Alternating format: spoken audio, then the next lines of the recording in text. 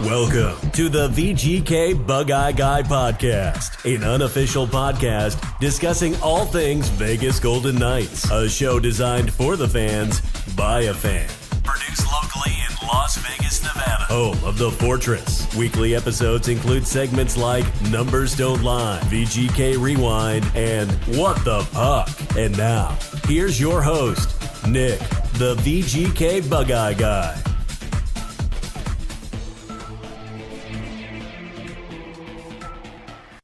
What's going on, Vegas Golden Knights fans? Welcome to episode 26 of the VGK BugeyeGuy Podcast. My name's Nick. Again, welcome. Now, right off the bat, you're already noticing, dude, BugeyeGuy Guy, you're changing up the podcast. You got this fancy little intro, and it's your normal voice. What happened to the high-pitched, squeaky voice? Well, folks, it's 2019. It's time to make some changes. Spending more time on the podcast, trying to make it a little bit more professional, a little bit more, mainstream. BugeyeGuy Guy's got to do what the BugeyeGuy Guy's got to do, right? Honestly, I've had a lot of free time on my hands, so that's what I've been working on. So what do we got going on this week? Well, since the last podcast, we've had three pretty cool games, in my opinion. So last Tuesday night, we took on the New York Rangers at the Fortress, and we beat their ass 4-2. And then Thursday was a tough game, Pacific Division rival, kind of a rivalry. The San Jose Sharks came to town. Now, the San Jose Sharks did end up beating the Vegas Golden Knights 3-2, but in the VGK Rewind section, we'll go a little bit more in depth on why we lost that game. And then finally, Saturday night. Now, the BugeyeGuy Guy had a little dilemma. BugeyeGuy Guy is a Cowboys fan, and I know the Cowboys lost. But I had two TVs. I brought a TV out of the other bedroom and set it up because I wanted to watch the Vegas Golden Knights and I had to watch my Dallas Cowboys. Dallas Cowboys lost. I kind of knew about it. I was like, oh, man, they're not going to win. And then I'm watching the Chicago game going, dude, seriously, Belmar scored. That was BS. Here we go, the refs again. But somehow Vegas pulled it off in overtime and got the W. So Saturday night, the VGK BugeyeGuy Guy went 1-1. So, unfortunately, during our homestand and the Sharks game, we snapped our 7-game winning streak. Now, folks, we can't win every game. You know that. I know that. But, man, it sure was fun. Lucky for us, the Vegas Golden Knights quickly started a new streak. They're 1-0 after beating Chicago. And Tuesday, we're heading to Winnipeg to take on the Winnipeg Jets. This week also brought us something that the BugeyeGuy Guy and all of Golden Knights Nation has been waiting for. We've been waiting for it since last year. We thought we might see it, and then we didn't see it, and then we waited some more, and then finally, Ryan Reaves drops the gloves at T-Mobile Arena. The Fortress, center ice, Revo, duking it out with McQuaid from the New York Rangers. And it was epic. It blew up all over social media and all over TV. It was a good fight, especially because I like Ryan Reaves, and it was an even better fight because Ryan Reaves won. It was awesome. Now, I was at that game up in section 217, and I'm watching it, and all of a sudden you can kind of see jarring on the bench. And then they meet at center ice, and T-Mobile's a loud arena, folks. They always talk about it on TV, and I think they just say that because it's Vegas, but no, it is a loud arena. And during that game, there was some highs, some lows where it was kind of quiet, but when this happened, when they squared off at center ice, it was like thunder. It was just, it was incredible how loud it got. Everybody was cheering for Revo, and then when Revo knocked him down, the place went nuts. I mean, there's been some major fights in the Fortress. There's been Manny Pacquiao versus Floyd Mayweather. There's been McGregor versus Floyd Mayweather. A bunch of boxing, tons of UFC. I mean, but come on. Revo, money. That was awesome. So there's also been a lot of news about the Vegas Golden Knights reference to roster. And, of course, the Brandon Pirri situation has finally come to an end because he's played 10 games on the NHL roster. So if General Manager George McPhee were to send Pirri back down, he would, of course, have to clear waivers, which that's not going to happen. There's also been a lot of rumors out there that there's a pending trade. Something's going on with Vegas, and I have no idea. I reached out to my one buddy. Have you heard anything? He's heard nothing. Really, I have no idea, and I don't really care until it comes out. Is there going to be a trade? Absolutely. Vegas will be making a trade this year for the simple fact that they've got too many assets and not enough roster spots. The good thing for Vegas lately, if you can look at it as a good thing, to me it's a bad thing, but it's benefiting the team right now, which is injuries. Now, the injury bug has started to creep up, and it has taken a big old bite out of the Vegas Golden Knights' ass. I'm telling you. As I'm doing this podcast, one has come off. But this past week, we had William Carrier out with the flu. Cody Eakin was out, undisclosed. Malcolm Subban was out with the flu. Riley Smith was out, injured in a game. Colin Miller's been out. And, of course, Eric Howla has still been out. That's 6 players. That's 6 players that will be in the lineup. Well, 5 except for Subban. That if they were all healthy, they would be in the lineup. So the injury bug is it's creeping up, folks. The good thing is this team's been able to put out all kinds of different players out there and still contribute and still win. In fact, General Manager George McPhee gave an interview on Fox Sports Radio here in Las Vegas here late last week.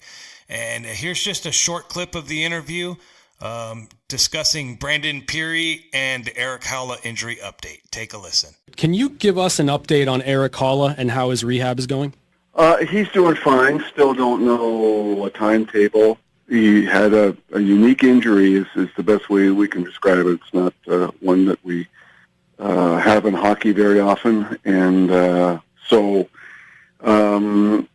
he's been getting some good news and coming along, and we'll just keep our fingers crossed and see how it goes. Are you hopeful that the Vegas Golden Knights will have Howla back before the end of the season? That would be nice, but we don't know. All right, George. So in keeping with Eric Howla and kind of that unknown and looking ahead maybe to the trade deadline, are there any glaring needs that you can assess with this team, or is it just impossible to tell because you haven't seen a healthy roster? Yeah, it's probably a little premature to talk about looking ahead at the deadline. It's lots of people are going to want to start talking about it, but I'd just like to get healthy and see what we are. We played without 6 players last night. It's not easy, and we've been finding ways to get points and win games. I think it's a pretty good hockey club when we're at full strength, but I don't think we've been at full strength for a single game this year. So hopefully we'll get there sooner than later and see what we are. Is Brandon going to be a part of this team for the foreseeable future? Oh, yeah. I think so. He's played real well. He deserves to be here. He's like a lot of the other players we have. Deserves a second chance, third chance, fourth chance, whatever you have to give people to turn them into NHL players and be productive. And he's getting another chance here. I think this is his 4th or 5th NHL team. He has a good relationship with Turk, and he's made our team better. So he's going to get to play. Now, if you want to listen to the full interview with General Manager George McPhee, head on over to lvsportsnetwork.com. The interview was published on Friday, January 11th, and it's titled Golden Knights GM George McPhee with VGK Insiders. The full length of the interview is roughly 14 minutes. So speaking of injuries, the Bug-Eye Guy did something last week that I haven't done since before the start of last year's season. The Bug-Eye Guy went to practice. Now, I don't normally do it because I work, but obviously being furloughed right now, it's I got time on my hands. So I went over to practice with a buddy of mine who had never been, and it's only 30 minutes, but it was cool. I mean, it wasn't that many people there. It wasn't crazy because, one, school's back and people are working during the day, so I get it. We had a good time. The one thing that I noticed was Malcolm Subban wasn't out there. They had like an emergency goalie and just taking shots. And all the players were lighting him up and joking, having a good time. And come to find out, Subban's sick, just like William Carrier. He's sick. And I don't know if the flu bug's going around. I don't know what's going on. But these injuries, they are getting kind of old for our Vegas Golden Knights. I mean, last year it was the goalies. That sucked. Now it's just team chemistry. It's like once you get a line that's working, one of the players gets hurt. And you can't keep that consistency. But hopefully we're getting past that. Hopefully all these guys will get healthy soon and we can move on. Quickly, last week's podcast ran, I was bashing on the pundits. The pundits, we won 7 games and it was like crickets. You go to NHL.com and all these big fancy, reporting sites, and they don't say shit about our Vegas Golden Knights. It's like hardly anything out there. But I will give NHL Network credit. They were talking last week about possible Vezina winners. And believe it or not, they were all picking Vegas Golden Knight goalie Marc-Andre Fleury, which, he's been awesome this year. I don't know why he's not in the conversation. Have a listen to their brief conversation about Marc-Andre Fleury and the Vegas Golden Knights. All right, we're going to your wheelhouse. What do we got? The Vezina halfway point. All right, you take your time with this. This is Torch. Yeah, no, you tell me who your halfway point Vezina would be. I'll go right at the top of the list, and I'm going with Marc-Andre Fleury. Marc-Andre Fleury, the flower has been in full bloom with a lot of pollen, and there have been a lot of bees buzzing around his beehive, and it doesn't matter. This guy's awesome. We had the chance to sit down with him when they were here playing against the Devils at Prudential Center. Listen, everybody to a man loves this guy any place he's played. He's a first-class goalie. He's a first-class human being. Future Hall of Famer. Likeable. Guys love playing in front of him. They love playing with him. He can play any type of game. If it's a game that he has to battle in the blue paint, he's got outstanding athleticism. If it's a calm game, he has great technical prowess in his game as well. So he's going to go down as one of the best ever, guys. I think he's going to end up in definitely in the 500 win club, maybe 550. He might even eclipse the great Patrick Waugh and be second only to Marty Brodeur at this rate. And I love what he's done ever since he's gone to the Vegas Golden Knights. Well, you look at the beginning of the season, first 15 games, last 25 games. It's been a whole day, is him. And I know Smith is a big part of that too, but I think he's a big part of it in their scoring. But he is the big turnaround for him. And their goalie coach, David Pryor, had the chance to talk to him at the Garden a few weeks back. He says, listen, if there's somebody else outside of the flower, let me know. Yeah. And you know what, Dave, I couldn't. Obviously, Freddie Anderson, I think, is having a great year prior to the injury, and he's right up there as we had him on the list. But right now, I think this is Marc-Andre Fleury's. The way he's played so far, he's been amazing. How stylistically has he changed the way he looks between the crease from start to where he is in his career now? He has. I mean, when he first came in, I couldn't take my eyes off of him in a warm-up because he was so hyper fast. It's like he was on super speed, super fast forward watching him play. His ability to go from side to side, up, down, over, back, up, down. His athleticism is really unparalleled. Only probably rivaled from an athletic standpoint. Maybe Jonathan Quick would be the closest comparable. But that's when he first started. With experience and with time, the game slowed down for him, as he told me. Right. And he, too, slowed down to mirror his speed to that of the way the game was being played in front of him. That's a testament to him to make those adjustments. And it's tough to stay that athletic and not be injured. Right. You've seen that with Quick. Yes, that's fair. So it's tough to play that way every night, so it's a great adjustment for him. Yeah, and what I also like, too, is he plays big at times, and he doesn't always go down on his post where he doesn't need to. He holds his feet a lot more, and that's something that Dave Pryor's done a nice job on with him and Malcolm Subban, not making them crouch and be small when they don't need to be. Play upright, present yourself to the shooter, be on your feet. Flower's a great skater. That's a big part of his success as well. All right. Flower may be running away with it at the halfway mark right now, but we do have to do the finalists, the couple of finalists. So let's throw some other names. All right, so that's their thoughts. The Bug-Eye Guy, I think that Marc-Andre Fleury absolutely should be in contention for the Vezina. I don't know why he's not talked about it. Hell, he's played 40 games this year already, and he's been phenomenal. But, hey, I think they're still not giving love to the Vegas team, the Western Conference champion Vegas Golden Knights. I think they're still kind of like they should not be where they are. They should not be as good as they are. Even into year 2, I still feel that way. But hopefully they change. Who knows? Probably not.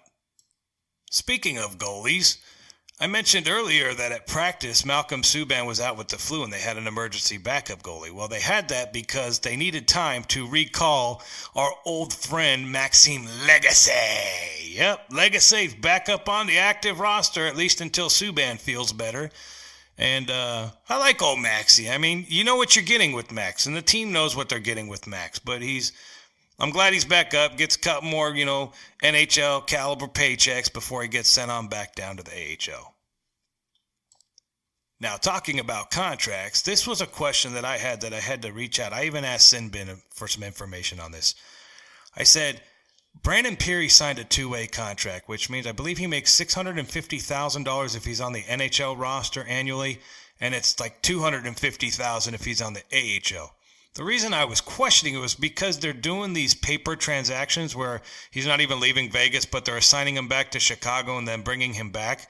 I was just curious if he was getting screwed financially. I mean, I'm sure he's good with the reason why they're doing it. Obviously, with the waiver situation, they had to do what they had to do, but from the Bug Eye guy, I was like, I hope Brandon Peary's not getting fucked out of money because of these transactions back and forth, but sounds like he's going to be on the active roster for the rest of the year, so he's going to get his games paid at the percentage based on the $650,000 contract. And I know some of you guys are listening going, Brandon Peary only makes $650,000. I'm like, yeah, dude, that's the contract. He's also on like his 5th NHL team, so it's not like he was a draft pick that's been working up the system is now good. No, he's been around the block. He's just caught on to the Vegas style. I think he's got some familiarity with Coach Turk when he played down in Florida. And honestly, I just think he fits. The way he plays his game fits the system the Vegas Golden Knights run.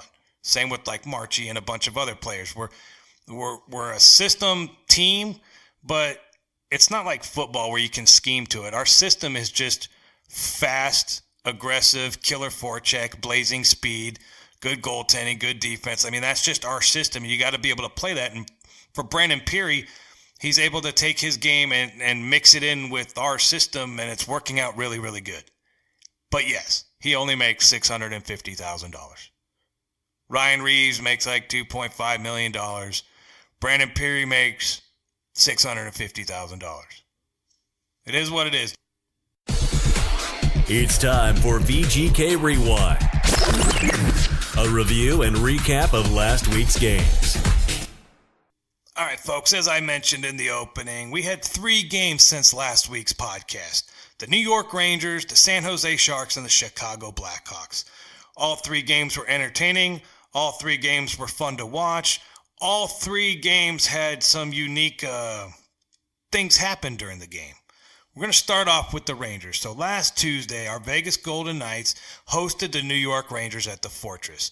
Immediately, notes come in that Lundqvist wasn't playing. So I'm like, wow, right off the bat, no Henry Lundqvist. When we played in New York, the only reason the game was so close, it was all Lundqvist. Lundqvist was phenomenal against us. Well, I'm thinking, dude, we're not getting Lundqvist. We're going to light these guys up. Well, it didn't exactly work out that way. In a stat that Vegas normally dominates, the shots on goal, in this game it was 31-29 Vegas, so New York was close. The final score was 4-2, and really it should have been 4-1 because we broke down on defense with like 30 seconds left in the game. But this was a good game. I mean, right off the bat, face-offs were even, 29-30, Rangers beat us. Power plays, we were 1 for 3, Rangers were 0-2. Hits. Now, this had me a little concerned on the hits because the Rangers are a big team, but Vegas only had 17 hits. New York Rangers had 26 hits. Now, you're thinking, well, why is there a difference? This was the first game that William Carrier didn't play. Now, he's the league leader, the whole NHL for hits, but Carrier wasn't in this game. But Ryan Reaves was. And in this game, after a questionable hit on Pacioretty, this happened. Now we got a fight. We got Reaves and McQuaid, 2 heavyweights. Oh boy! And Reaves is a big guy, tough guy, but McQuaid he doesn't back down. He's a good scrapper. Oh, that was a heavyweight battle. Yeah, well, the helmet came off from McQuaid. He got in some good shots in the early part.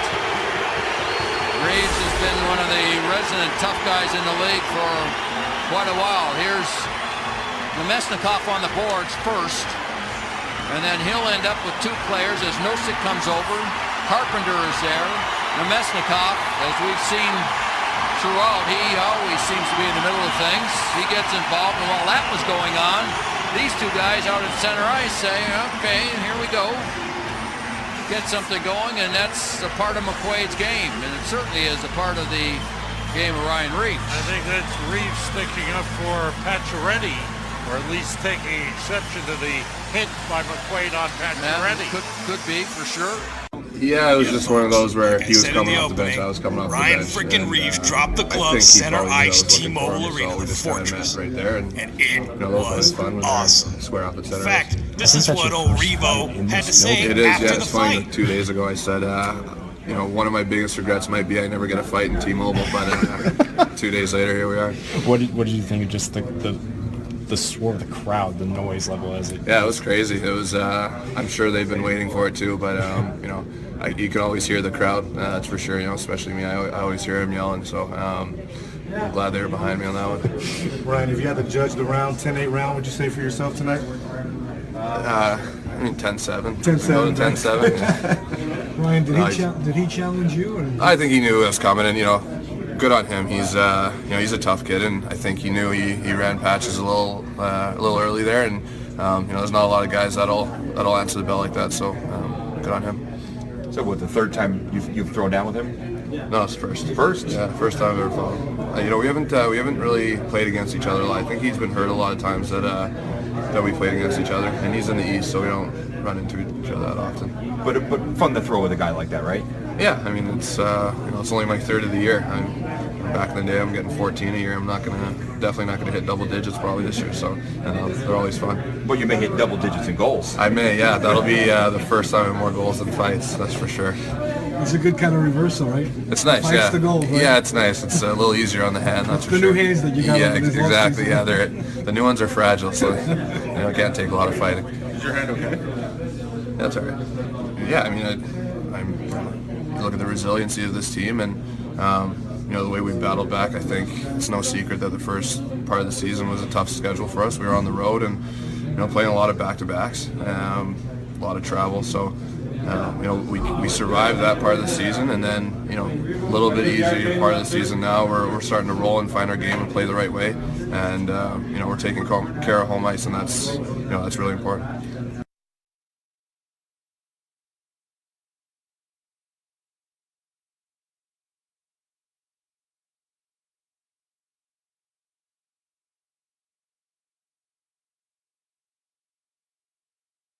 You gotta love Revo, right?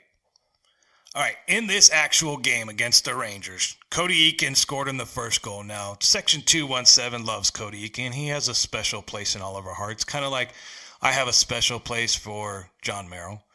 But no, Cody Eakin scores, and I'm like, yes, Eakin face. And it's when all of us kind of look at each other and we throw our tongues out. We're like, yeah, all happy. It's Eakin face because we're happy. And Eakin scored, and my buddy that has season tickets right in front of me, well, his ex-wife was at the game. He wasn't able to be there, so of course I take a picture of Eakin face and send it to him, and he's all happy, and he sends me an Eakin face, and I love it. Eakin scored. It was awesome. Then in the second period, yep, no surprise, Brandon Peary gets a goal. And then Johnny Marchessault. Now, Marchie has been kind of on a slump. Marchie's hit a lot of posts, missed a lot of empty nets. He's just kind of been off. And because he hasn't been scoring, he's been playing more physical. Like, he's a little pissed off that he's not scoring, so he's been throwing his little body around more, which has been awesome. But no, he finally gets rewarded and gets a goal. So he kind of snaps his little goalless streak and helps spark the team. Now Ryan Carpenter scored an empty net goal at 18:40. So a minute 20 left in the game, and I'm thinking, cool, Vegas Golden Knights are going to get the win 4-1. It's going to be awesome. Well, no. We kind of flounder back in the defensive zone and let them tack one in. And honestly, it didn't affect the game. All it does is screw over Fleury's stats because we decided to play sloppy-ass defense with less than a minute left in the game. But sometimes those happen. At least it didn't cost us 2 points in the standings, and we got the W. Here's what Coach Gallant had to say following the 4-2 victory over the Rangers. Yeah, he's played real well. I mean, we know what he is. He's doing a great job, and I think he's playing great hockey for us. So, big time. He stepped in and playing real solid hockey. Think tonight was one of his better? Well, excuse me. I think tonight he played real good, but I really liked him the last number of games. So, he was really solid and moves the puck well, but I really liked him a lot. We talked about before the game that the Rangers, they got beat pretty bad the last 3 games, and I knew they were going to give a good, hard, solid effort tonight. They did that. They came out and they were ready to play, and they were quick and they were hungry, and it was a good hockey game. I mean, it was 1-0 for a good part of it, and we had to make sure. Marshy's goal was a huge goal for us, but they came out and they played well, and it was a grinding game tonight. Yeah, no, I mean, we've just played a lot better hockey, more energized. We're forechecking well. We're playing a good D zone coverage, so I like the way our game, and it's not about our forwards are trying to help the deal because Colin's out. It's nothing to do with it. It's whoever's playing. We try and play the same team game every night, and that's what's really important for our group. When we play that game, we're a pretty good team. Brandon Peary keeps scoring goals for the Vegas Golden Knights. Here were his thoughts following the 4-2 victory. We break pucks out of our own zone easy, so that's something we try to do. And I think there's breakdowns here and there. They had some possession in our zone, but for the most part, I thought we played pretty well. I believe my abilities, and I mean, playing with 2 fantastic hockey players like that, it makes my life easy. So it's whether I'm here or there. I believe in myself, and I want to show everyone what I can do. Yeah, it's going to be a big game. I'm sure it's going to be a great atmosphere in the rink, and it's going to be a hard-fought game by both teams. I mean, it's I could sense in the preseason it was one of the tougher preseason games that I played in, and I'm sure it's going to be that more intense in the regular season. And finally, here's a post-game interview from Marc-Andre Fleury and Jonathan Marchessault.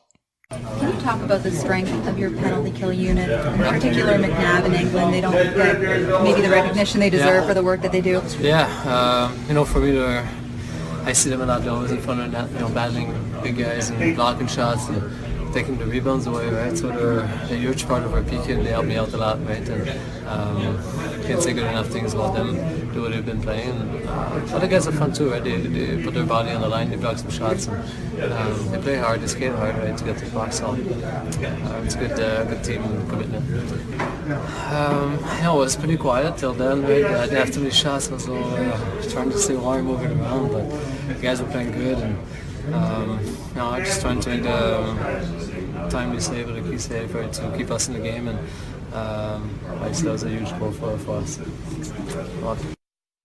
Yeah, it's fun to get on the board. I think it was a good team effort. Could have done a little better job, I think, defensively as a team. Those 2 goals could have been preventable, and at the end of the night, we got the 2 points, and it's good. Yeah, we played it right away. When we know we played it right away and work hard and just work harder than the opponent, normally we come back with the 2 points at the end of the night. Yeah, obviously Mills is a big part of our group. He's really good offensively and he plays harder in D zone. But we're pretty happy with guys like Johnny Merrill and Brad Hunt when they fill in. They come in and they do an awesome job and they're great players. So this victory against the New York Rangers at the Fortress extended the Vegas Golden Knights win streak to 7 games. 7-game winning streak, right? Unfortunately, a tough Pacific Division team was coming into the house on Thursday. Yep, the San Jose Sharks. Now, this is the final Frost the Fortress game. And what that means is they wanted the fans to wear white or white away jerseys, and the team, the Vegas Golden Knights, would be wearing their away jerseys. Previous Frost the Fortress games were 0-2, so I wasn't super excited about the whole concept, but I do have a white William Carrier jersey, so I was like, why not? All right, for some of you that don't know, Nick, me, the VGK BugeyeGuy Guy, made a New Year's resolution. My New Year's resolution was not that I was going to get skinny, or not that I was going to eat healthier, or none of that crap. My New Year's resolution was to be Team Merrill. To not be so negative against John Merrill, start rooting for the guy, start finding the good in his play instead of always being negative about Merrill. So, in the Sharks game, Merrill right off the bat had a couple of okay plays. He had a clang off the post in the Rangers game. I really thought he was going to score in that game, but no. So then I'm talking to all my buddies in 217 now. Keith and John, if you're listening to this, you guys can attest to this. I said, John Merrill is going to score a goal in this game. And they were like, yeah. I go, no, I'm telling you right now, John Merrill scores a goal in this game. I'm going to personally go buy myself a John Merrill Adidas jersey. I'm going to do it because I'm telling you guys he's going to score. And everyone's laughing at me and they're like, yeah, right. And then this happened. On home ice this year, Puck trickles into the San Jose end. Brandon Peary streaking in after it. Puts the brakes on. Merrill. Red shot. Score! That's the first of the season for John Merrill to give the Golden Knights the lead. He's been all around it over the last... Now, I'm not no psychic. I don't have no special powers.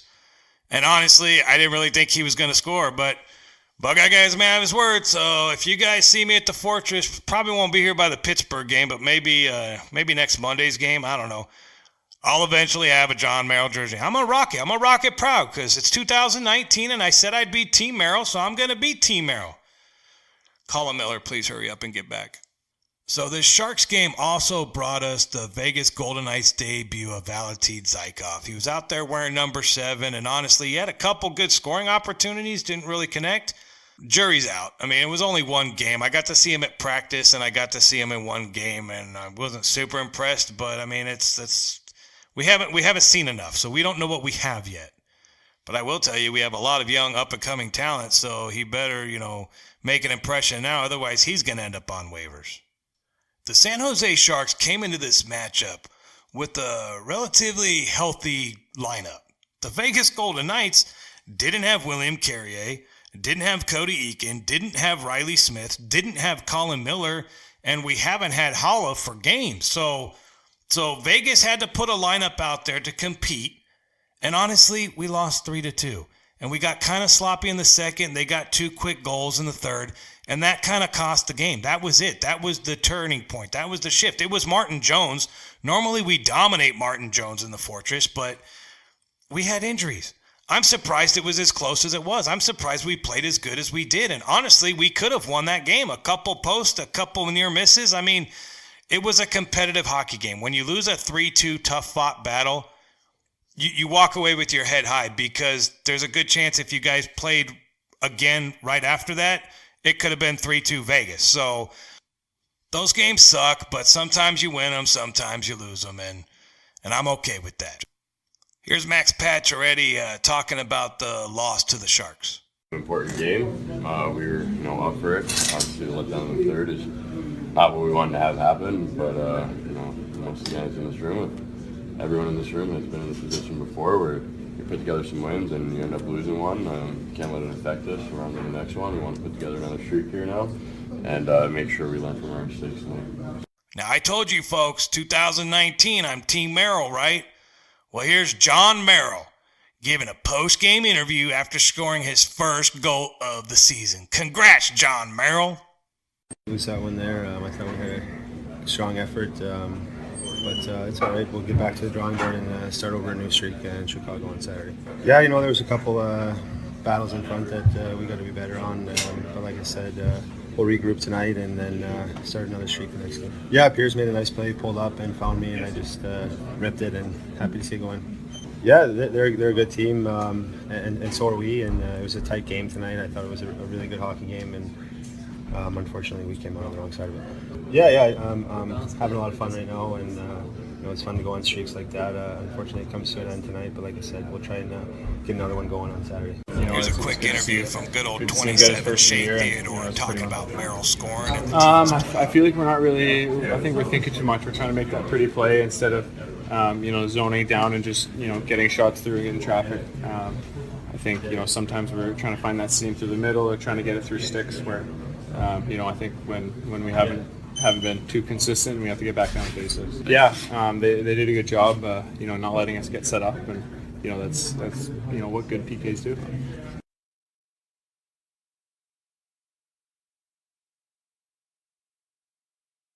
And finally, you can't end an interview without hearing from Marc-Andre Fleury. He's a little upset that they lost, a little upset that the 7-game win streak came to an end, but it's like, hey, dude, it's just one game, and we're going to move on to the next one. We're going to start a new streak. So here's from Flower.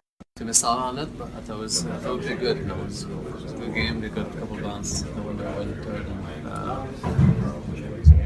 I think that first goal was just a point shot, and then as soon as it came off my pad, went to the guy's stick, and it was in that pretty quickly. And second one, just a little bit of battle in front, and we pulled it out of the power, but the guy was shooting wide also, and he hit the guy in the chest and fell in the net. So it was disappointing, frustrating, but that's what goes sometimes. It's always time to start a new one, right? It was a good home stretch. I thought we got some points and played some good hockey. And, I thought tonight was good. Like I said, it's disappointing to lose this game. But, just gotta keep playing, keep our confidence, and be ready for Chicago. All right, quickly, just to recap this Sharks game before we move on to the Blackhawks. It was an even game. Face-offs was 28-30 in favor of the Sharks. We were 0-3 on the power play. San Jose was 0-2. The hits were 32-34 San Jose. Again, no William Carrier, and at least we were close. And shots on goal, Vegas 38, San Jose 27. It's one thing, all season long, we tend to pepper the other team's goalies, and we outshot them tonight. You win some, you lose some. This one we lost.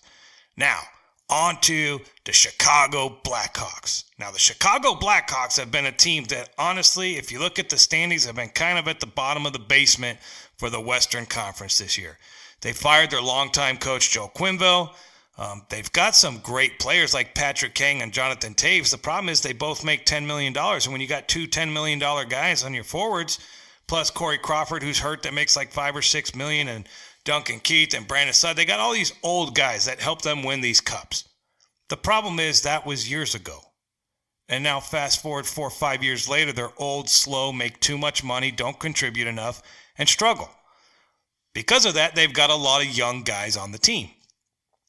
Now, they come out and they're aggressive. Vegas is coming off of a loss. They coming off a homestand. They're coming off a loss to the Sharks, snapped their 7-game win streak. Got to go into the United Center, which is always a tough place to play. And Chicago comes out on fire. Hell, if it wasn't for the challenge for the offsides, it would have been even worse in the first period. But luckily, Vegas, weathered the storm, weathered the young storm from Chicago. Chicago came out on fire, and yeah. Now, a dumb turnover by us, which led to the first goal. I mean, those happen. Those mistakes happen. It's part of the game. Alex DeBrincat is an up-and-coming star in the NHL. He's already got 22. In this game, he got his 22nd and 23rd goal against us. Everybody knows Patrick Kane. Patrick Kane's an all-star. He's got 25 goals. Well, the first period, DeBrincat and Kane both scored. We go down 2-0 going into the first. I'm going, oh, here we go. Start of the second, the good thing is Alex Tuch. Alex Tuch comes in there and cleans up the garbage in front of the net. Now it's 2-1. Now my boy Merrill. I love John Merrill. Don't get me wrong. It's 2019. I love Merrill. Merrill looked lost out on the ice. He was all over the place. He was lost. And then finally at the very end, he kind of turns around and takes his stick and whacks Brandon Saad right upside the face. 4-minute double minor for high sticking when he wasn't doing anything out on the ice. That was like his only... I was like, oh, Merrill, I'm Team Merrill, but you're making it very hard for the Bug-Eye guy. Unfortunately, Chicago scored on the power play. They only got one, so it was 3-1. And I'm going, man, this sucks. I'm watching my Cowboys get their butts kicked. I'm watching my Golden Knights get their butts kicked. Something's got to change. I got to get a win in my household. I got to at least win one of these two games, right? And then Ryan Carpenter comes in, and there's, less than a minute left in the second period, and he comes on the left side down with some steam. He's got a player to his right, and he's going, you know what, I'm going to take the shot. And he snipes it. I mean, it's top right corner pocket, snipe past their goalie, and it takes some of the momentum. It takes some of the air out of the United Center to get a goal late in the second period. Because now, going into the third period, it's 3-2. It's only a one-goal game. And I thought we tied it up. I was pretty sure we tied it up. But no. Our friends in Toronto and our friends with the stripes, the zebras, they got us again. The NHL rulebook says you cannot have a distinct kicking motion like physically kicking at the puck and hit it into the net. Belmar is crashing the net. He's actually stopping. Both skates are digging into the ice, slowing him down when the puck makes contact with his skate and goes into the net. Coach Turk thought it was a good goal. Everybody thought it was a good goal, except for our friends in Toronto. Now, what would have been a 3-3 game-tying goal left the Vegas Golden Knights still down 3-2. But luckily, not long after that debacle, blown call, questionable call, Pacioretty clanks it right off the post. It shoots right behind the goalie to the other side of the ice where Paul Stastny takes it and buries it. And guess what? Now it's official. Now it's 3-3 tied up. Game goes into overtime, and initially the Bug-Eye guy's thinking, oh, shit, here we go again, overtime. We've gotten burned the last couple overtimes, but maybe this one will be different. I look over to the left TV. My Dallas Cowboys are losing. They're going to lose the game, and I'm like, okay, crap. Come on, Golden Knights. We got this. And the first minute or so overtime was literally Nate Schmidt chasing Patrick Kane all over the ice. He said it in his post-game interview, and that's kind of what it was. They were all over the place. But luckily, when they were able to change up the lines, Brandon Peary got it, made a nice pass over to Shea Theodore, and Shea Theodore ran with it. He says, you know what? I'm a defenseman. I'm fast. I'm offensive. I'm going. I'm gone. And he busts out that speed, and he goes down the right side and comes in, and the defender's kind of there. Their sticks kind of tangle, and it's one of those things, and it's almost like that Tampa Bay goal that happened last year where they pretend to shoot it, and then they fake it, and it just trickles under the goalie, and the goalie's so ready for a fast shot and then gets this like slow roller underneath him. That's kind of what happened in this. In fact, take a listen to our friends over on AT&T Sports Network calling the OT winner. Here he comes, trying to get around Dahlstrom, coming to the net, and he scores!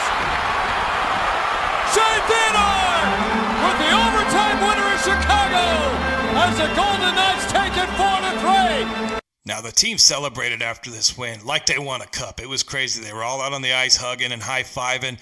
Because honestly, I thought the Golden Knights were going to lose this game. I thought the refs were going to play a deciding role. I thought for some reason it wasn't going to work out. But you know what? It did, because the team cares for each other. They play hard for each other. They have a bond unlike most professional teams where they're there, cheering on the other guy. They're excited when another line scores goals. Here, take a listen to Paul Stastny. Paul Stastny's talking about the karma question, how he feels that it should have been a goal. He says karma worked in our favor. Here, take a listen to what he said following the Blackhawks overtime win. Yeah, I think, like you said, I think coming off a tough loss against San Jose, but, Turk made a good message for the game where you don't want to get in the habit of losing back-to-back games. On any winning team that I've been on, that's always been important to bounce back. And tough start.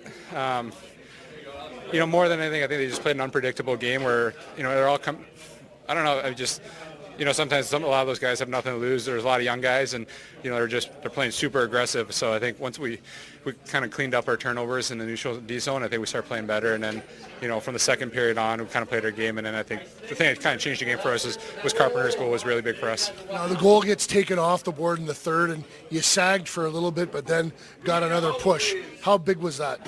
Yeah, I mean, how that gets taken back blows my mind. I mean, you watch in slow-mo, it doesn't matter. Like, he's not kicking it. He's stopping, making a reaction play. So that, that's karma. They're going to take that away. That line deserved that goal. So, I think, like you said, we got disappointed a little bit, but then we just kept going to them, and then we got what we deserved.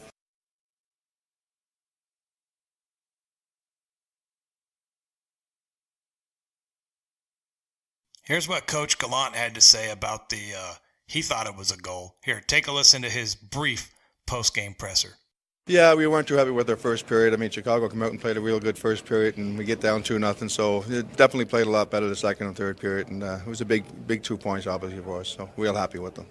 Paul Stastny called it karma that after the goal was pulled off, that you still went and you got the equalizer and then the win. That usually happens, and thank God it happened tonight because we were disappointed. We thought it should have been a good goal, but anyway, it happens. They make the call in Toronto, and so you move on. But good for a team to bounce back and get that late goal and then win it in overtime. I know every win is important, but does a win like this feel a little better? Like I know you're not a big guy for the fist pump on the bench, but you get a little bit of an extra jolt after a win like this? No, it feels good. Like I said, we battled back, and for a lot of that third period, Chicago was playing real well. They hemmed us in a little bit. We didn't get many chances, and they didn't get many either, but they were just playing a tight game, and they're working hard, and they're playing a good game over there, so we found a way to get that big win. Paul Stastny, does he continue to show you what a special player he is?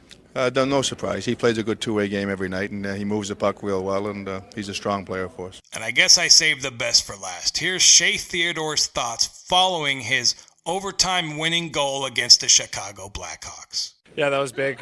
Carpy's goal gets some, a little bit of momentum going into the third, and I thought that was great. I thought we never gave up in that third either. You love overtime. You think you're one of the best skaters out there, and you don't get tired, and you showed that in OT tonight. You took advantage of your legs. Yeah, Peary made a good play cutting back, and sometimes you can catch him, trying to gap up too much, and I kind of just use my speed. Big game coming up Tuesday, so this was a good win to get your confidence before you head into Winnipeg. Definitely. After kind of losing our streak, coming back on the road, we want to get back to it, and I thought tonight we did a great job. Overall, the Chicago Blackhawks overtime victory was a good team win for the Vegas Golden Knights. Looking at the stats quickly, 27 to 29 face-offs. It was we were up by 2. Chicago was 2 for 4 on the power play, and we were 0-2. Hits were dead even at 30, and shots on goal, Vegas outshot Chicago 34 to 23. Good win, good team win. Way to get back after it sucks losing 2 games in a row. You never want to lose 2 games in a row, right? So it was really good for the Vegas Golden Knights to get this win in Chicago. Now they got to go to Winnipeg. All right, folks, that wraps up this week's portion of VGK Rewind. What's on tap for next week? Well, we've got the Winnipeg Jets this Tuesday, and then we don't have another game until next Saturday at home against the Pittsburgh Penguins. So next week's episode's only going to have 2 games to recap because Vegas Golden Knights kind of got a good schedule this week. Not too many games. Winnipeg will be tough. And then, of course, Sidney Crosby, Ovechkin Malkin, all the Pittsburgh Flowers old team. That'll be a fun, exciting game next Saturday at the Fortress. Hey, Knights Nation! A segment dedicated exclusively to hear directly from the Vegas Golden Knights fans. All right, podcast listeners, welcome to Hey Knights Nation. Now, this is the portion of the podcast where in future episodes, I'm going to include audio from random fans at the Fortress or random fans that send me messages on social media. If you want to get your word on the podcast, if you want to rant on the podcast, if you want to talk Vegas Golden Knights, here's a couple options. You can come and say hi to me at the Fortress at any game. I'm always up there in 217 or in the smoking deck during the intermissions. Or you can reach out to me on social media. Instagram, Facebook, Twitter. I'm even on YouTube. Reach out to me at VGKbugeyeGuy and say, hey, Bugeyeguy Guy, I want to talk about this on the podcast. Or record a quick rant. I could take the audio from that rant and I can upload it. That's what this section of the podcast is going to be. My buddy John in 217 is like, dude, you got to have a section of the podcast for the fans. And I'm like, you're right, man. So, hey, Knights Nation, in the future, this portion will be for you. And now, Numbers Don't Lie. That's right, folks. The segment in the podcast where your host is about to bore you with player and team stats that you probably won't remember. Points leader for the team. Yep. Alex Tuck is now leading the team with 35 points. Marchie's got 31 points. William Karlsson's got 30 points. Let's see. Riley Smith, who's been out a couple games, 27 points. Cody Eakin, 25 points. Let's go down to the big names. Let's go check out Braden McNabb, 1 goal, 11 points. Ryan Reaves, 8 goals, 15 points. Shea Theodore, 4 goals, 20 points. Yep. Those are the stats. Those are the players. Marc-Andre Fleury's played 40 games. Malcolm Subban's played 8 games. Flowers 25 and 11. Let's see here. And 4 overtime losses. And then Malcolm Subban's 2 and 5. My favorite subject. I talk about it every podcast. Hits for the National Hockey League. Now, William Carrier unfortunately still stuck at the same number as last week. 219 because he has not played a game this week. He missed 3 games with an illness. Revo is still number 2. He's played 2 games more than William Carrier, and he's at 171. Third place, played the same amount of games as William Carrier, is Milan Lucic from the Edmonton Oilers at 157 hits.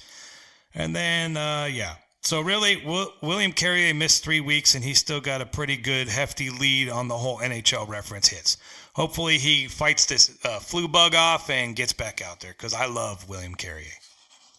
So these standings are updated following our 4-3 overtime victory against the Chicago Blackhawks, the Pacific Division.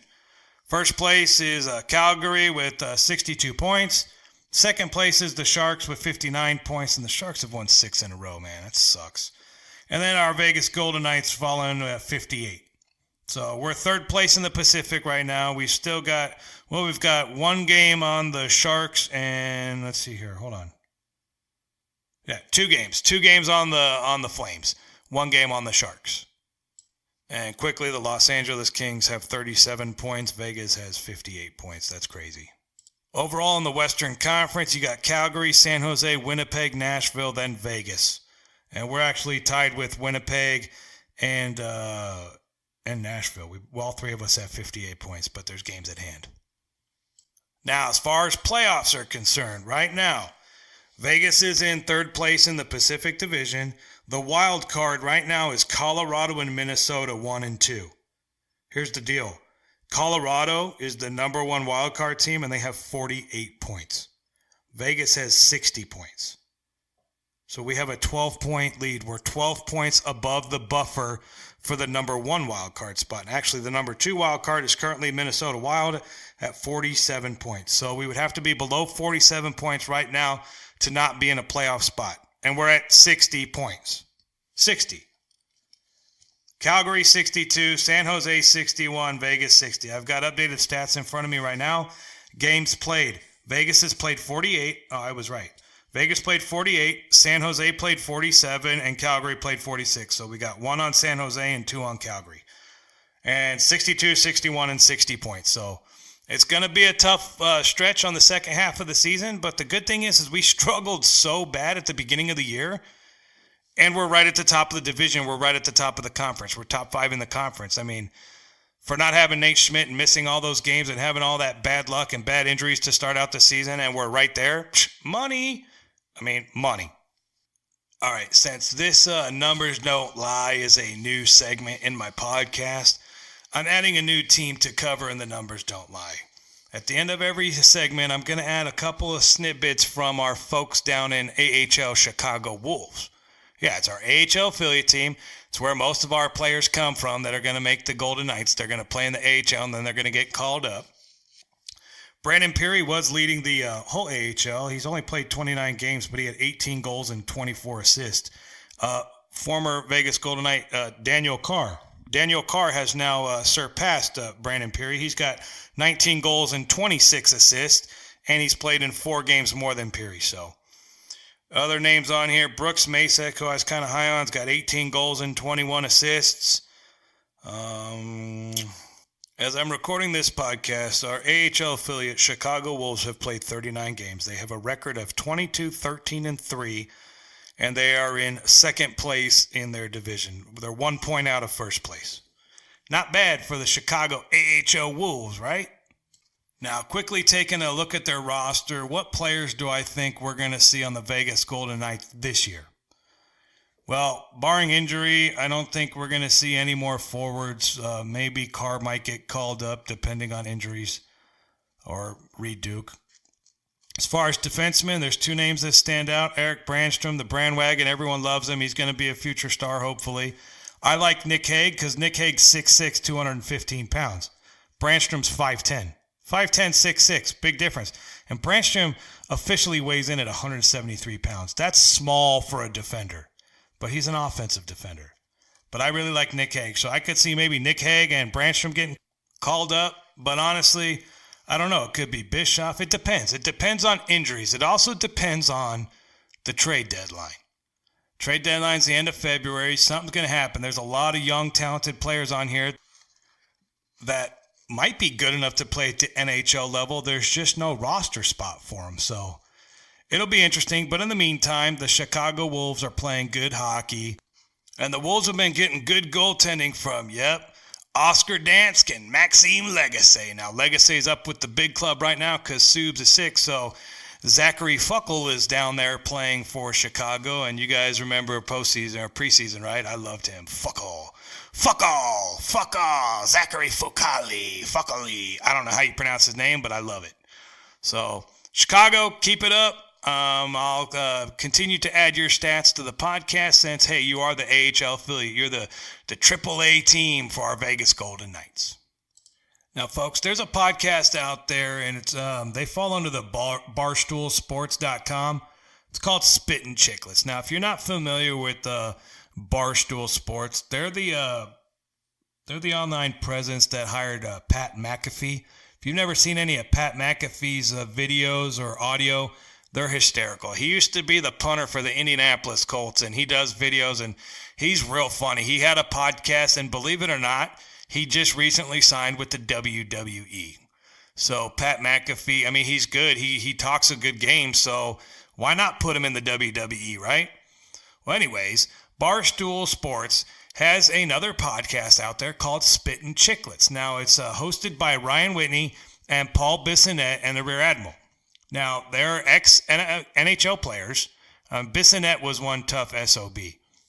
And Whitney was a good player as well. They each played about 400 to 500 games in the NHL. I don't have their exact stats. I could look them up, but honestly, you guys don't care. But they're ex-players, so they know players. They were both teammates with Flower. So when the Vegas Golden Knights were on their road trip when they played the New York Islanders, they took some time off and went over and gave an interview to the guys at Spittin' Chicklets. Now, the interview is about 40 minutes long. It's very long. It's way too long for me to add to this podcast.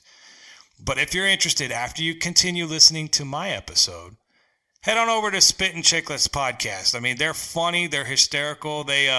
But they're more from the player perspective, where I'm more from the fan perspective. But it's a great interview. And honestly, it's Flower, Revo, and Schmidt talking with Ryan and Paul at Spittin' Chicklets. In fact, here, I'm going to add just my funny parts out of it that I thought were really, really good. Here's a little bit of the audio from the Spittin' Chicklets podcast episode 139. Take a quick listen and hear these guys. It's funny. Wow, crazy how that works. It's just crazy how that works. Congrats on that. Congrats on being rich. Can we get this on? Congrats on being rich. Flowers are rich. Revo's pretty rich. So Flowers. I robbed the bank though. Yeah, you bought himself a new. Yeah, 2 years. Oh, pay attention. Oh yeah, but $4 million. How much? 555. Thank you. Thank you. Thanks for coming. He even bought him. He said he bought himself a new pair of mitts, and look at it, he's been working this year. Yeah, what do you got? 6 tucks? Yeah. So when people say you're useless online, I'm like, these guys obviously don't check out Hockey DB. This guy's got 6 goals. Yeah, you close your eyes and shoot a little more often. It's nice. Yeah, but you're the alpha in the league now. Like, you are. Like, who the fuck's gonna fight you now? I mean, like, Charlotte, but what about Big Buff? I think him and Big Buff would be. No, I've tried a couple times with Big Buff. No, I don't think that's really his game though. No. Just mushing people into the ice when he's skating by. That's kind of his game lately. Yeah, he's on. Nate, when you came back, did you think you were in better shape going to Europe than you would have been if you've been playing in the National Hockey League? Yeah. No shit, huh? Oh, yeah. In Vegas. It was, living in Vegas has its perks. No, but we came back, and I was bag skating every day, 5-6 times a day, or 5-6 times a week, not 5-6 times a day. Yeah. But like I said, they take their skating a little bit more seriously. Like they skate and skate and skate. What was it like? You would train with this team, hanging out with them all the time, and then the game come and you would just sit, eat popcorn in the press box. Well, like they told me I could go on the road, so I went on the road with them one game. The only problem is this is terrible. The GM and I flew to this place, and the rest of the team bust there. Diva.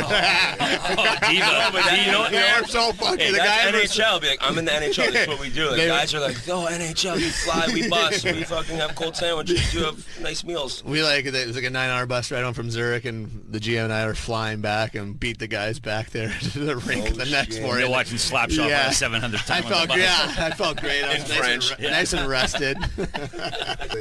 I know Schmidt let us down, so we're. Come on. Hey, like the first text, you're like, Schmidt, what the fuck? Very strong correlation to when you got back and the team did start playing though. Yeah, we did, but. I don't know. Obviously, he's a big part of our team, right? He does so much for us, and on and off the ice, always has that nice smile and positive attitude, and a lot of talking, always talking. But he's on the ice, obviously, he's doing great too. All right, we talk a lot about pranks, Flower. How bad is it with him still? Is he still?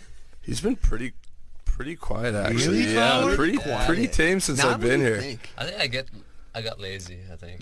Well, we said the other day that the prank game's dangerous because once you're in, you're always watching your back. I was like, maybe you got tired. Maybe you got tired of it. You're like, I can't keep doing this. It's been 12 years of me pranking people.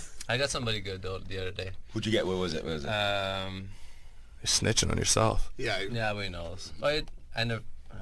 Well, this is going to come That's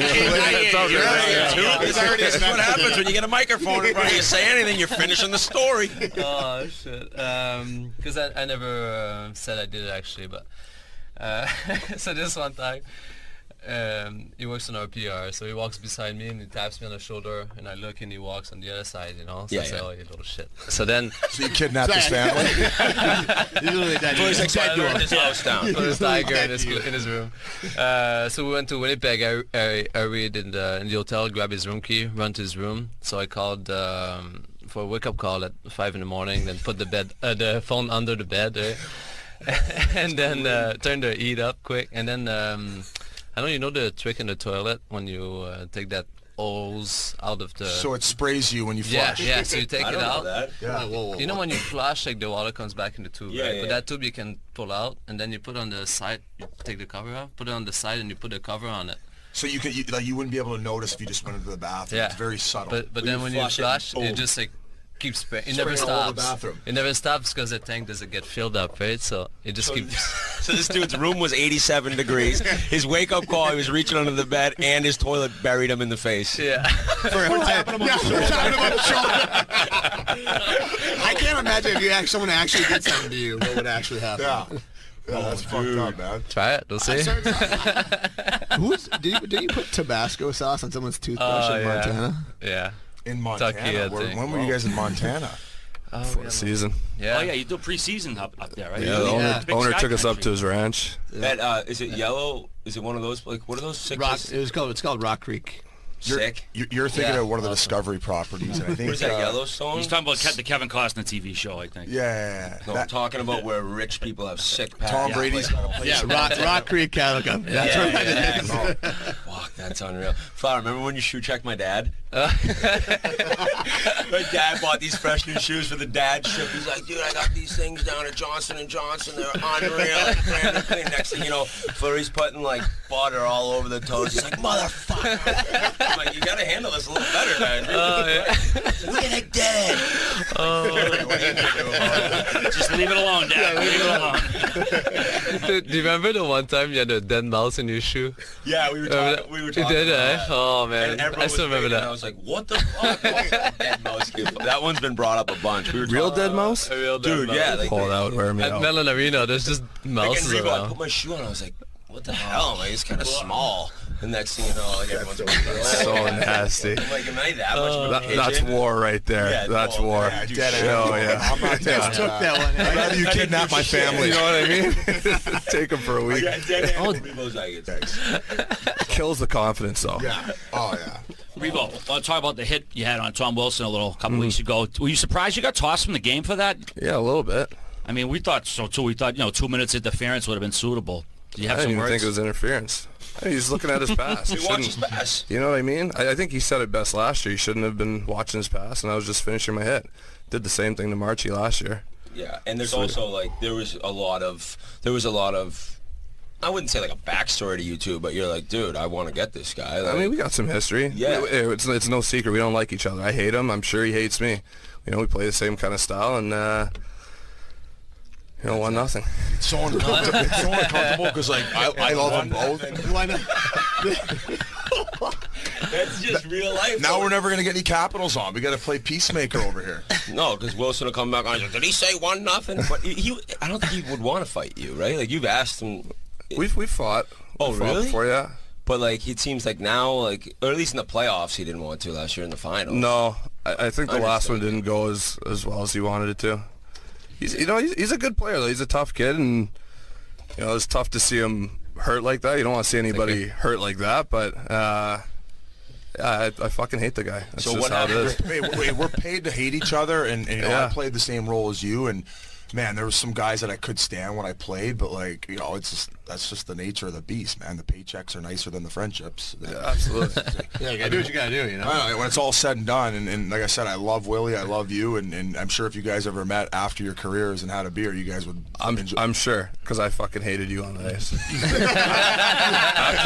that little slew foot, we were friends off. That was it. Prime example. The reason I did it, though, is because I knew, fast forwarded 5-6 years is Grinnell was going to put the video out. We're going to get some content hits.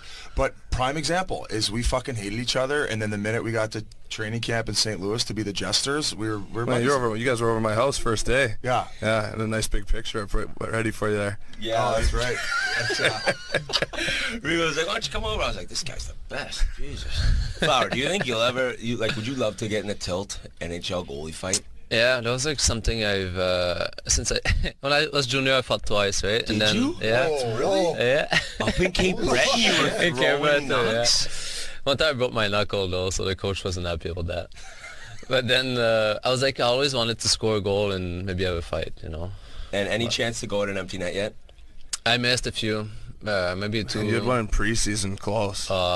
But you would have a muffin.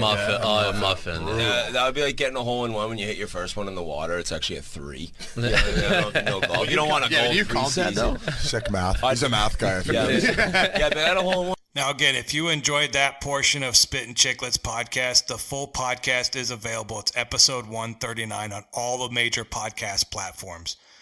Pretty funny, Revo. I mean, they talk Schmidt about his suspension and playing over. I mean, it was just really good. And Flower the jokester. So, again, if you've got time, take a listen to their podcast. But I thought it was funny, and I had to include a little bit of that into this podcast so you guys can get a taste.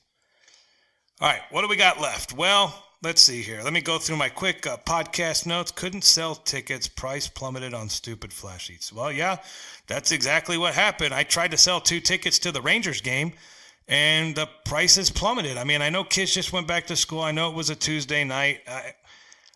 Honestly, I'm not going to sell my tickets for such a low price. I would just bring someone. So you know what I did? I did the thing. I called my buddy Louie. Says, hey, Louie from VGK Coverage, head on down to the Fortress. You're coming to the game with me. And then I reached out to my brother. Says, hey, bro, we'll have mom watch your kid so we can go to the game. And that's what we did.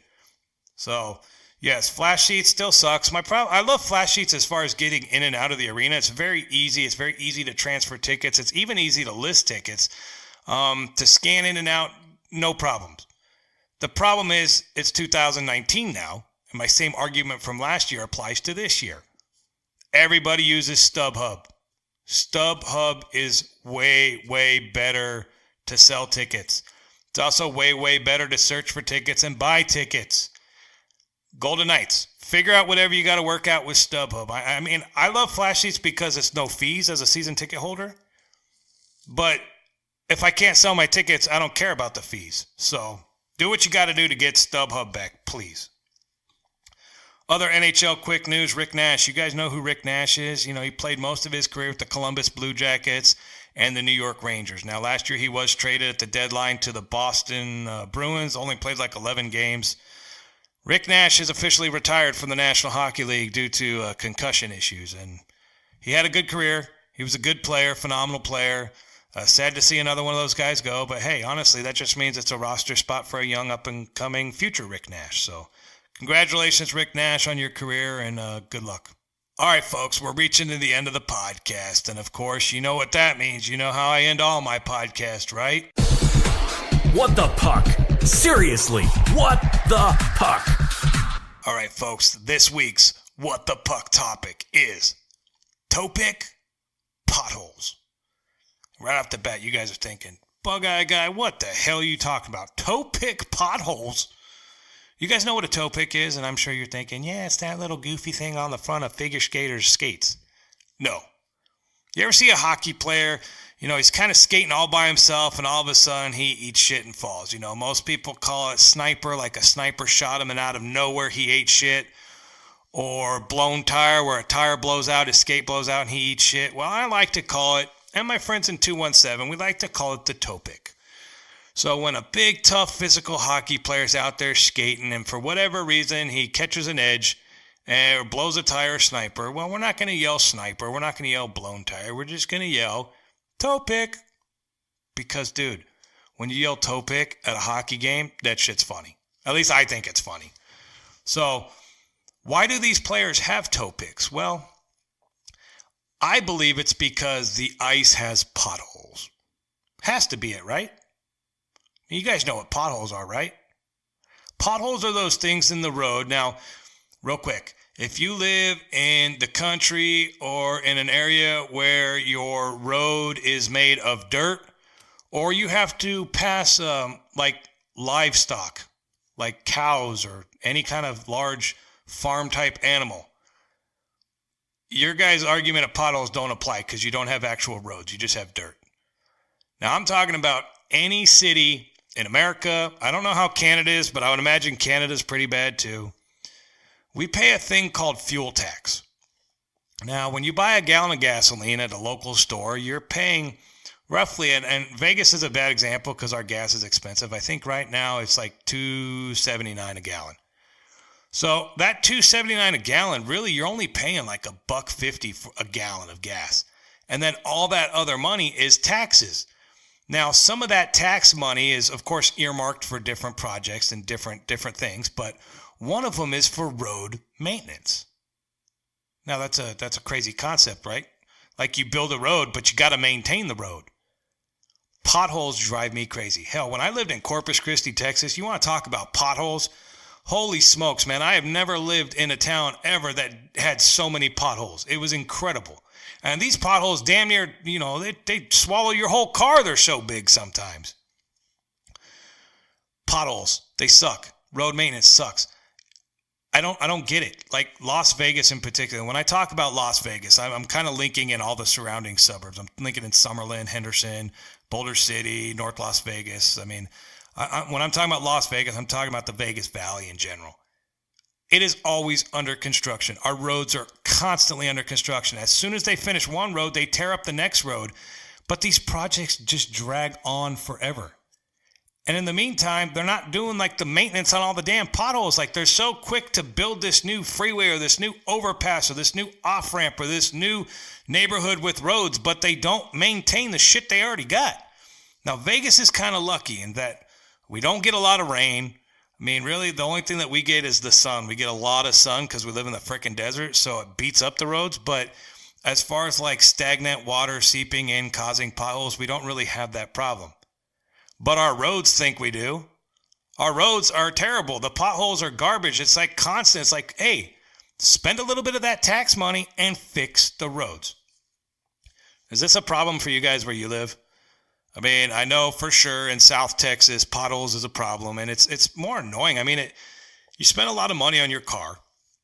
You shouldn't have to pay to have your car realigned because you're driving on poorly maintained roads, especially since you're a tax-paying citizen, and portions of your gas tax, portions of your property tax, portions of whatever tax they're getting you with should go to maintaining the stuff they already have, right?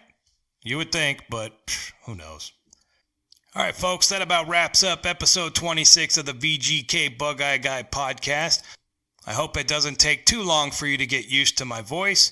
I hope you enjoyed the new segments. I hope you enjoyed all the post-game interviews and extra audio I added into this podcast.